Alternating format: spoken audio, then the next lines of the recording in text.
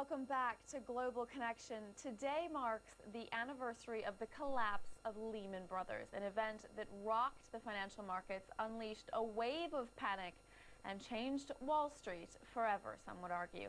Our next guest says the war that has followed, targeting bankers and their pay, has just been easy political point scoring. He's Chris Pilling, CEO of Complenet. Now, Chris, welcome. I first want to just ask you to explain what you do, because this is important. You're the compliance man. Sure. Yeah, we look at it from the guys who are the internal control risk people within the organisation.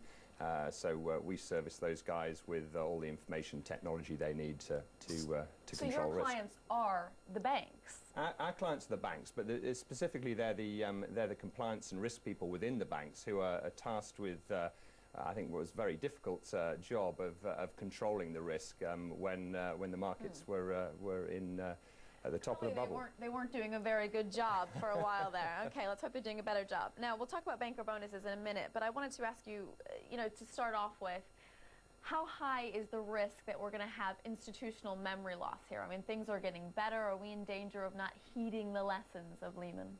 Well, I think there is a part of that. I think we have seen a change in attitude over the last year, but we're in the hangover phase. So it's very easy right now for everyone to, they're feeling the pain. So they'll, there's a lot of, there has been a change in attitude, but it's a question of how long it lasts. Right. And what were the big factors, the big problems that caused this crisis, in your words?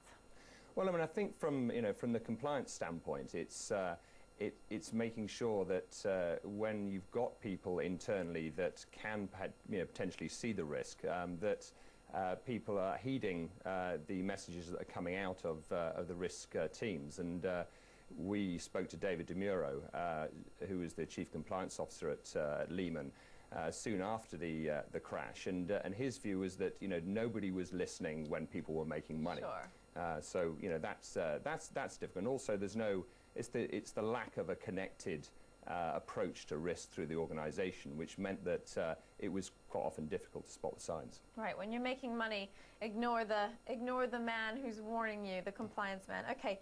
How do we fix the situation? I mean, what are the most important lessons to be learned from Lehman, and what regulations and rules would need to be put in place? Absolutely.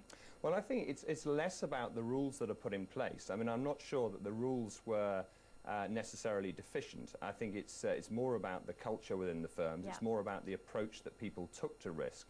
And what David DeMuro said very clearly was that at the top of the bubble, even though you can see the warning signs, nobody wants to listen. Nobody wants to get out before the top. So I think you've got to change that attitude, and you've got to make sure that you listen to the people who are, who can see some of the problems ahead.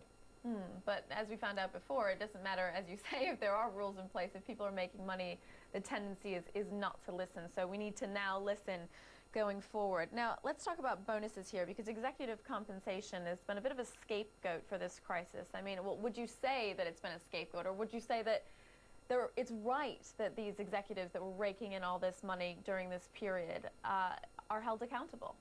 Well, I think there's a bit of that, but I do think there is some political point scoring there. I mean, nobody is going to argue against consumer protection or limiting bankers' bonuses. So I think and especially with election years coming up, it's a very easy target.